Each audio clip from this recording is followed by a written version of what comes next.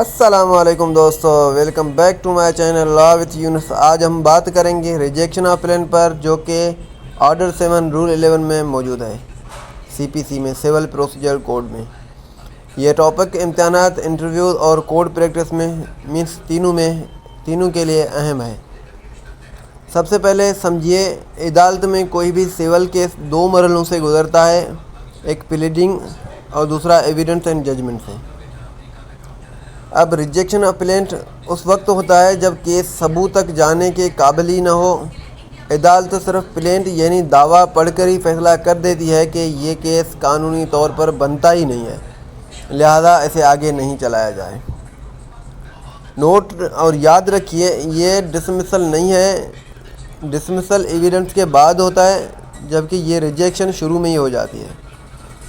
اب order 7 role 11 کیا کہتا ہے؟ یہ بتاتا ہے کہ کن حالات میں پلینٹ کو ریجیکٹ کیا جا سکتا ہے، مینس کورٹ پلینٹ کو کون سی حالات میں ریجیکٹ کر سکتی ہے۔ اس کو ہم سمپل الفاظ میں کہہ دیں کہ گراؤنڈ فار ریجیکشن۔ سب سے پہلے یہ ہے کہ نو کاز آف ایکشن، کیس کی بنیاد ہی نہیں، یعنی کوئی جھگڑا ثابت ہی نہیں۔ اب نمبر 2 پہ ہے ریلیف ناٹ اکارڈنگ ٹو لا، اب کوئی ایکشن ہی نہیں ہوا، یا یہ ہے کہ جو بندہ ریلیف مانگ رہا ہے وہ قانون میں اجازت ہی اس کی نہیں ہے۔ نمبر 3 پر نو کورٹ فی پیڈ، دعویٰ پر لازمی کورٹ فی جمع نہیں کروائی، جبکہ کورٹ فی جمع کروانا لازمی ہے۔ اگر بندہ نہیں کرواتا ہے یا نہیں کروائی ہے تو کورٹ آگے پروسیڈ نہیں کرے گی۔ سوٹ ٹائم بارڈ، مینس کے وقت یا لمیٹیشن ختم ہو گئی ہے سوٹ کو پلینٹ کرنے کے لیے۔ یا لیک آف جوریسڈکشن، کیس غلط عدالت میں دائر کیا گیا ہے، علاقہ کے حساب سے یا رقم کے حساب سے یا غلط نوعیت کے حساب سے۔ اگر ایگزامپل لے لیں، اے بی کے خلاف 2 لاکھ روپے کا دعویٰ دائر کرتا ہے، مگر کر دینے کی تاریخ ہی نہ لکھی، مینس کاز آف ایکشن اس میں ہے ہی نہیں۔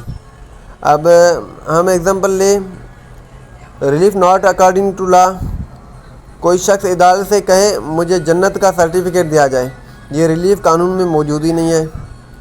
ایگزامپل 3 لیں، زمین ڈسٹرکٹ سجال میں ہے مگر کیس کراچی عدالت میں دائر کیا ہے، مینس جوریسڈکشن نہیں ہے۔